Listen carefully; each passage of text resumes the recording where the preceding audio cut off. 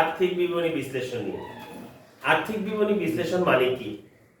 আর্থিক বিবরণীকে বিশ্লেষণ করাই হচ্ছে আর্থিক বিবরণী বিশ্লেষণ। এখন এই আর্থিক বিবরণী বিশ্লেষণ করতে গেলে আমার কি কি তথ্যের প্রয়োজন? আয় বিবরণী তথ্যগুলোর প্রয়োজন। আর্থিক বিবরণী বিশ্লেষণ করতে গেলে আমার আর কি প্রয়োজন? রক্ষিত আয় বিবরণী তথ্যগুলো প্রয়োজন। আর্থিক বিবরণী বিশ্লেষণ করতে গেলে আমার কি প্রয়োজন? আর্থিক অবস্থার বিবরণী তথ্যের প্রয়োজন। অর্থাৎ এক কথায় আর্থিক বিবরণী বিশ্লেষণ হচ্ছে আর্থিক বিবরণী বিশ্লেষণ। ওকে, এই আর্থিক বিবরণী বিশ্লেষণ করার জন্য আমার পদ্ধতি আছে সাধারণত তিনটি। এক, সমান্তরাল বিশ্লেষণ। দুই, উলম্ব বিশ্লেষণ। তিন, অনুপাত বিশ্লেষণ। কি কি? সমান্তরাল বিশ্লেষণ, উলম্ব বিশ্লেষণ, অনুপাত বিশ্লেষণ। কিন্তু আমাদের সিলেবাসের ক্ষেত্রে শুধুমাত্র হচ্ছে অনুপাত বিশ্লেষণ। তাহলে অনুপাত মানে কি? দুটো জিনিসের মধ্যে তুলনা করা। দুটো জিনিসের মধ্যে তুলনা করা। প্রথমত আমরা কিছু সূত্র সম্বন্ধে আজকে একটু ধারণা নিয়ে নিই, তারপর অঙ্কের মাধ্যমে জিনিসটা ক্লিয়ার করে নিব। ওকে, আচ্ছা। প্রথম আমরা শিখব চলতি অনুপাত নিয়ে। কি নিয়ে? চলতি অনুপাত। চলতি অনুপাত মানে কি? চলতি অনুপাত হচ্ছে চলতি সম্পদ এবং চলতি দায়ের মধ্যে তুলনা করা। চলতি অনুপাত কি? চলতি সম্পদ এবং চলতি দায়ের মধ্যে তুলনা করা। অর্থাৎ চলতি সম্পদকে যদি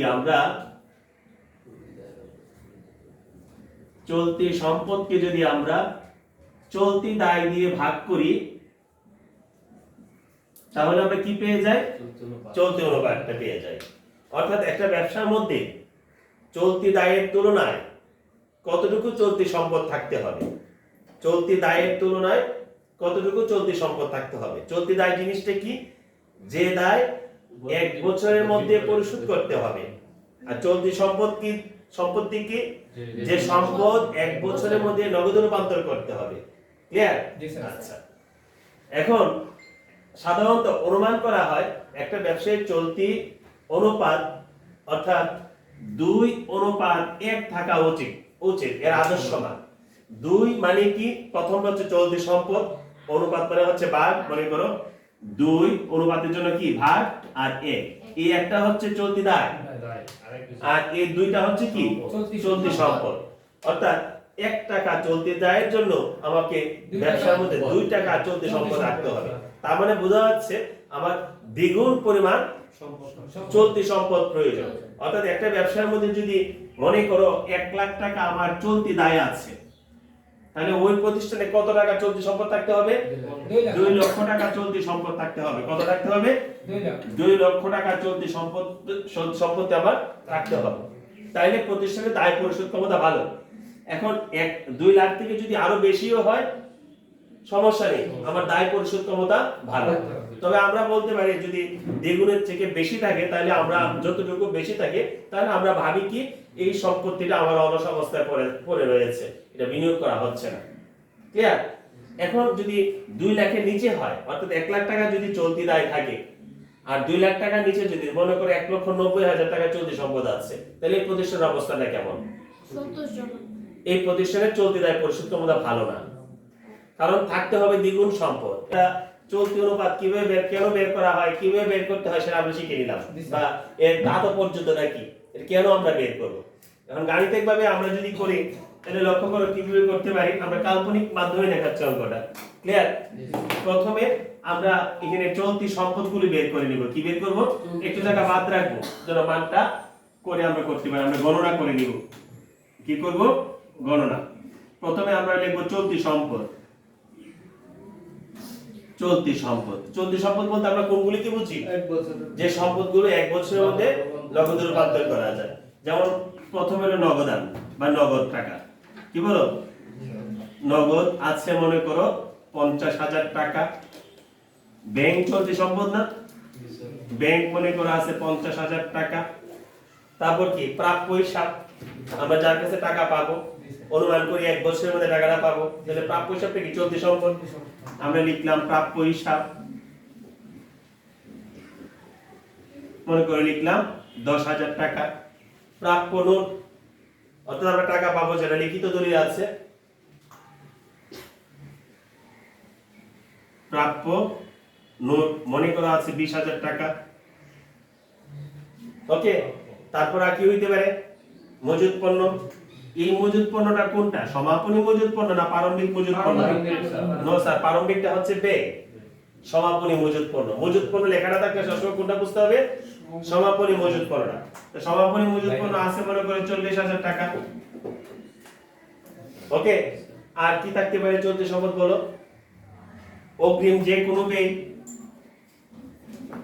অগ্রিম ব্যয় মনে করো আছে 10,000। তারপর কি? যে কোনো প্রাপ্য আয় অথবা বকেয়া আয়, যে কোনো প্রাপ্য আয় অথবা বকেয়া আয়। আমি বকেয়া আয় লিখলাম। স্যার প্রাপ্য আয়টা প্রাপ্য হিসাবে সাথে অন্তর্ভুক্ত দিতে হবে না, প্রাপ্য তো তিন প্রকার, একটা প্রাপ্য হিসাব, একটা প্রাপ্য নোট, একটা অন্যান্য প্রাপ্য। তো প্রাপ্য হিসাবটা বাকিতে বিক্রয় বা বাকিতে সাবাদ থেকে সৃষ্টি হয়, আর প্রাপ্য হিসাবটা যখন লিখিত দলিলের মাধ্যমে হয় তখন হলো প্রাপ্য নোট। ঠিক আছে? আর এটা যখন আর যত সব প্রাপ্য আছে বকেয়া আছে সবগুলিকে আমরা বকেয়া আয় বা প্রাপ্য আয়, যেমন প্রাপ্য সুদ অথবা বকেয়া সুদ এভাবে লিখতে পারি। বকেয়া আয় কিন্তু সম্পদ স্যার। বকেয়া আয় চলতি সম্পদ কোন টাকা আমরা পাবো। এক বছরের মধ্যে। মনে করো তোমার সুদ তো তুমি এখনো পাও নাই, পাইবা এই বছরের সুদটা আগে বছর পাইবা, তা আগে বছর পর্যন্ত কি এটা চলতি সম্পদ হিসেবে থাকবে না? ওকে, তাহলে প্রাপ্য আয় আমরা ধরলাম এখানে 10,000 টাকা। সবগুলি যোগ করলে কত হলো? 1 লাখ, 1,30,000, 1,70,000, 1,90,000 টাকা। বুঝতে পারছো কিনা?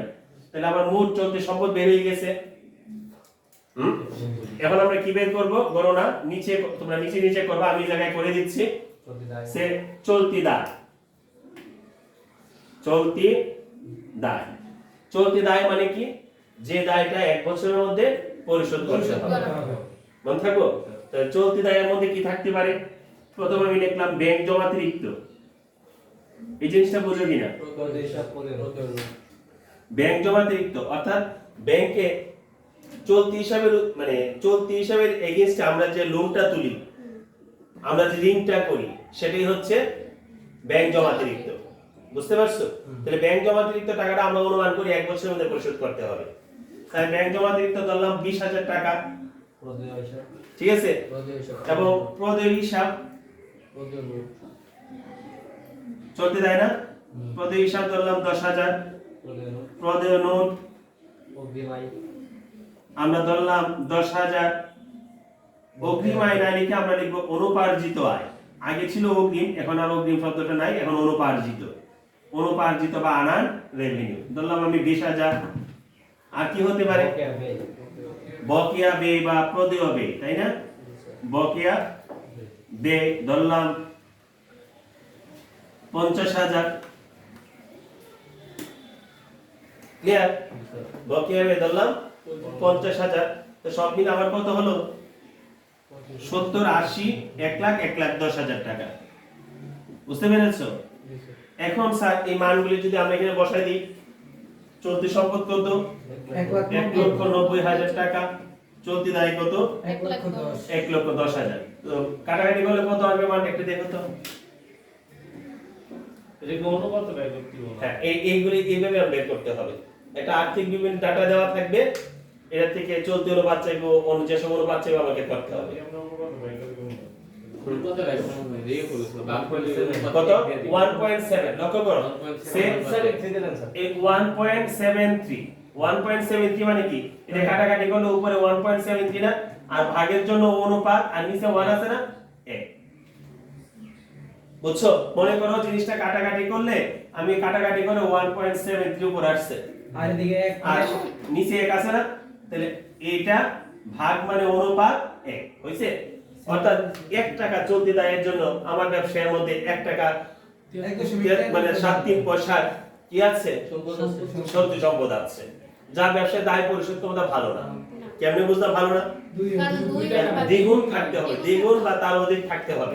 যদি দ্বিগুণের নিচে হয়, হ্যাঁ, যদি আমার পরীক্ষার প্রশ্ন মন্তব্য চায় তাহলে করতে হবে। আর যদি চাই চলতি অনুপাত বের করতে তাহলে শুধু যদি তোমার অনুপাত চায় তাহলে এতটুকুই করবা, আর মন্তব্য যদি চায় তাহলে তুমি করবে। হ্যাঁ, ঘতে মন্তব্য চাইতে পারে। চাইতে পারে 2 নম্বরে তরল অনুপাত। কি চাইতে পারে? তরল অনুপাত। তরল অনুপাতের আরেকটা নাম হচ্ছে অগ্নি পরীক্ষা অনুপাত। কি? অগ্নি আরেকটা নাম আছে পরীক্ষা অনুপাত, অ্যাসিড টেস্ট রেশিও। কি যা ভাই English? Acid test ratio. Sir যদি ইংলিশে কিন্তু আমাদের পরীক্ষার মধ্যে কিন্তু আসে অ্যাসিড টেস্ট অনুপাত বের করো। এ লিখে দন্ত সরলরেখা সি আর ডলে হ্যাঁ অ্যাসিড টেস্ট রেশিও হইতে পারে তারল্য অনুপাত। কি হতে পারে? তারল্য বেশি কথা। তারল্য অনুপাত। তরল লক্ষ্য করো চাইতে পারে দ্রুত অনুপাত। চাইতে পারে কি? দ্রুত অনুপাত। এখন স্যার আমার যে কোনো নামে আসতে পারে। এই অনুপাতটা বের করার উদ্দেশ্য কি? এই অনুপাতটা বের করার উদ্দেশ্য হচ্ছে আমার ব্যবসায় চলতি দায়ের সাথে তরল সম্পদের তুলনা করা। চলতি দায়ের সাথে তরল সম্পদের তুলনা করা। তাহলে আমার এখানে কি হবে? সূত্রটা কি হবে? তরল সম্পদ তরল সম্পদ বা এই তারল্য সম্পদ বা দ্রুত সম্পদ যেটা ইচ্ছে লিখতে পারো। আমরা তরল সম্পদ লিখি acid test ratio divided by চলতি দায়। বুঝতে পারছি ভাই? লক্ষ্য করো তাহলে এই অনুপাতে তার আমরা কি টেস্ট করব? আমার ব্যবসায় তরল চলতি দায়ের তুলনায় তরল সম্পদ কত আছে। এখন কথা হচ্ছে স্যার তরল সম্পদ কি? চলতি সম্পদ মানে চলতি দেয়। হ্যাঁ শুনো, যে সম্পদ শুনো হইছে না স্যার, তরল সম্পদ মানে কি? প্লিজ আমার কথাটা একটু শোনো, তোমাদের ভুল হচ্ছে। তরল সম্পদ হচ্ছে যে সম্পদ চলতি সম্পদের তুলনায় আরো তাড়াতাড়ি নগদে রূপান্তর করা যায়। যে সম্পদ চলতি সম্পদের তুলনায় আরো তাড়াতাড়ি নগদে রূপান্তর করা যায় তাই হচ্ছে কি? তরল সম্পদ। তরল সম্পদ মনে থাকবো। তাইলে স্যার আমরা একটা কথা আছে, সকল তরল সম্পদ কিন্তু চলতি সম্পদ। কি বললাম? সকল তরল সম্পদ কিন্তু চলতি সম্পদ। বাট সকল সকল চলতি সম্পদ তরল সম্পদ নয়। কারণ চলতি সম্পদগুলো থেকে আমরা যদি দুটা জিনিস বাদ দিয়ে দেই, যদি আমরা দুটা জিনিস বাদ দিয়ে দেই, বাকি সম্পদগুলি হচ্ছে তরল সম্পদ। কোন দুটা জিনিস? মনে করো একটা হচ্ছে মজুদ পণ্য আর একটা হচ্ছে অগ্রিম ব্যয়। এই দুটা আইটেম ছাড়া যত চলতি সম্পদের আইটেম আছে সবগুলি তরল সম্পদে যাবে। বুঝতে পারছি? তাহলে আমরা এই কথা বলতে পারি সকল চলতি সম্পদ কি তরল সম্পদ? না স্যার, চলতি সম্পদ থেকে দুটা জিনিস বাদ দেন তাহলে বাকি সকল চলতি সম্পদ তরল সম্পদ হয়ে যাবে। কোনটা জিনিস বাদ দিব? একটা হচ্ছে মজুদ পণ্য বাদ দিয়ে দিলাম, আর এটা হচ্ছে অগ্রিম ব্যয় বাদ দিয়ে দিলাম। এটা বাদ দিলে কি বের হবে? আমার তরল সম্পদ বেরিয়ে গেল। তাহলে স্যার আমি এখানে লিখতে পারবো কি? তরল সম্পদ। আচ্ছা এখন স্যার তরল সম্পদ কি বেরিয়ে গেল স্যার? নগদ, ব্যাংক, প্রাপ্য হিসাব, প্রাপ্য নোট, বকেয়া সব মিলে কত হলো? 10 20 30 50 30 1,40,000 টাকা। ওকে স্যার, এখন আমার চলতি দায় কত? 1,10,000। অর্থাৎ কেন বাদ দিয়েছি? তরল সম্পদ আর চলতি সম্পদের মধ্যে পার্থক্য কি? তরল সম্পদের দুইটা আইটেম ছাড়া চলতি সম্পদের সকল আইটেম আসবে। কোন দুইটা আইটেম? একটা মজুদ পণ্য, একটা অগ্রিম খরচ। মনে থাকবো? ওকে। এখন স্যার আমার বেরিয়ে গেছে না? কত হবে? 1,40,000 ডিভাইডেড বাই 1,10,000। এখন স্যার আবার একটা কথা আছে, আমরা কিন্তু অনেক বইয়ে বা আমরা যখন করেছিলাম তখন কিন্তু এখানে চলতি দায় লিখতাম না, আমরা লিখতাম তরল দায়। কি লেখা হইতো? তরল দায়। কিন্তু বর্তমানে তরল দায় লেখা হয় না, বর্তমানে চলতি দায় লেখা হয়। স্যার খেয়াল করো, বর্তমানে কি লেখা হয়? চলতি দায়। আগে আমরা সবাই কি ছিল? তরল দায়। তাহলে তরল দায় জিনিসটা কি? তরল দায় মানে হচ্ছে চলতি দায়ের মধ্যে যা আসবে এমনি একটা জিনিস আসবে না তরল দায়ের জন্য। কোনটা? ব্যাংক জমাতিরিক্ত। তাহলে আমরা বলতে পারি চলতি দায় আবার ব্যাংক জমা দিতে হবে না, চলতি দায় আর তরল দায়ের মধ্যে পার্থক্য কি? সকল তরল দায়কে চলতি দায় বলা যাবে, বা সকল চলতি দায়কে তরল দায় বলা যাবে না। এর কারণ হচ্ছে কি? একমাত্র ব্যাংক জমাতিরিক্ত ছাড়া, ব্যাংক জমাতিরিক্ত ছাড়া সকল চলতি দায় হচ্ছে তরল দায়। তো স্যার আমরা তো সূত্রের মধ্যে তরল দায় উল্লেখ করি নাই, করছি? করি নাই। কিন্তু কেউ যদি এই ফর্মেটে আগে ফর্মে করতে চাও করতে পারো, ওকে তো আমার সাজেশন করব না এটা দেখবা এমনি ভালো স্যার এমন কিন্তু তরল কোন কারণে আমার অবজেক্টিভের মধ্যে যদি আসে তরল দায় কি তখন তো তোমাকে এটা জানা উচিত জি স্যার আসতে পারে না আসতে পারে এর কত আসছে স্যার মানটা 1.2 1.30 এই দেখো এর স্যার কাটাকাটি করলে 1.3 এর উপরে না উপরে কিনা তারপর ভাগের জন্য অনুপাত আর নিচে এক আছে না 1 অর্থাৎ স্যার 1 টাকা চলতি দায়ের জন্য আমার ব্যবসার মধ্যে 1 টাকা 30 পয়সা 0 নাই স্যার যে নাই 3 হবে 1.30 পয়সার আমার কি আছে সম্পদ আছে চলতি সম্পদ আছে তাহলে এখন এটাকে যদি আমরা এটা ভালো না খারাপ কিভাবে মন্তব্য করব আমরা আগে স্যার একটা নির্দিষ্ট মান জানতে হবে তরল অনুপাতের আদর্শ মান হচ্ছে 1:1 তাহলে এটা স্যার ভালোই তাহলে 1 টাকা চলতি দায়ের জন্য যদি 1 টাকা তরল সম্পদ থাকে ওই প্রতিষ্ঠানে কি তরল দায় পরিশোধ ক্ষমতা চলতি দায় পরিশোধ ক্ষমতা ভালো 1 টাকা যদি বেশি থাকে সমস্যা নেই 1 টাকা কম হলে সমস্যা যে আমার এই অঙ্কের মধ্যে 1 টাকার চলতি দায়ের তুলনায় 1 টাকা 30 পয়সা কি আছে চলতি সম্পদ তরল সম্পদ বেশি আছে তাহলে প্রতিষ্ঠানের তরল দায় বা চলতি দায় পরিশোধ ক্ষমতা ভালো সম্ভব চাইতে পারে কি 3 নম্বরে কার্যকরী মূলধন কি চাইতে পারে কার্যকরী মূলধন স্যার কার্যকরী মূলধন জিনিসটা কি ব্যবসা পরিচালনা করার জন্য শোনো ব্যবসা পরিচালনা করার জন্য যে মূলধনের প্রয়োজন সেটা হচ্ছে কার্যকরী মূলধন আমরা যদি গাণিতিক ভাষায় বলি তাহলে চলতি সম্পদ মাইনাস চলতি দায় চলতি সম্পদ মাইনাস চলতি দায় তাহলে স্যার এই তথ্যের ভিত্তি আমরা করে ফেলি এই তরল সম্পদটাকে আমরা আবার চলতি সম্পদ বানিয়ে দিই আরো দিনে যোগ করে দেই ঠিক আছে আর যোগ করে তাহলে 1,40,000 আমার চলতি সম্পদ মাইনাস হচ্ছে 1,10,000 মাইনাস 1,10,000 30,000 তাহলে কত টাকা স্যার 30,000 টাকা এখানে তো অনুপাত চাই নাই জি স্যার বলছে মূলধন দেখো তো তাহলে আমার ব্যবসায় কার্যকরী মূলধন আর একটা নাম হতে পারে চলতি মূলধন ঠিক আছে এই মুহূর্তে স্যার আমরা শিখবো চলতি মূলধন অনুপাত বা কার্যকরী মূলধন অনুপাত 4 নম্বর কার্যকরী মূলধন অনুপাত কার্যকরী মূলধন অনুপাত বা কি রে চলতি মূলধন অনুপাত তাহলে এটা জিনিসটা কি এটা হচ্ছে কার্যকরী মূলধন কার্যকরী মূলধন বা চলতি মূলধন ডিভাইডেড বাই চলতি দায় সব জায়গা থেকে স্যার দায় দিছো অর্থাৎ আমার ব্যবসায় চলতি দায়ের তুলনায় কতটুকু কার্যকরী মূলধন আছে সেগুলি টেস্ট করব কার্যকরী মূলধন অনুপাতের মাধ্যমে বুঝতে পারছো এই কার্যকরী মূলধনের আদর্শ মানও কিন্তু 1:1 অর্থাৎ 1 টাকা চলতি দায়ের জন্য তোমার 1 টাকা কার্যকরী মূলধন থাকতে হবে এটা আদর্শ অনুপাত এটা মুখস্থ রাখতে হবে এটা কিন্তু চেঞ্জ করা যাবে না ঠিক আছে জি স্যার ওকে স্যার তাহলে কার্যকরী মূলধন আমার ব্যবসায় কত বেরিয়েছিল 30,000 টাকা কত বেরিয়েছিল 30,000 টাকা আমার ব্যবসায় চলতি দায় আছে কত 1,10,000 টাকা এটা ক্যালকুলেট করে দেখো তো কত আসে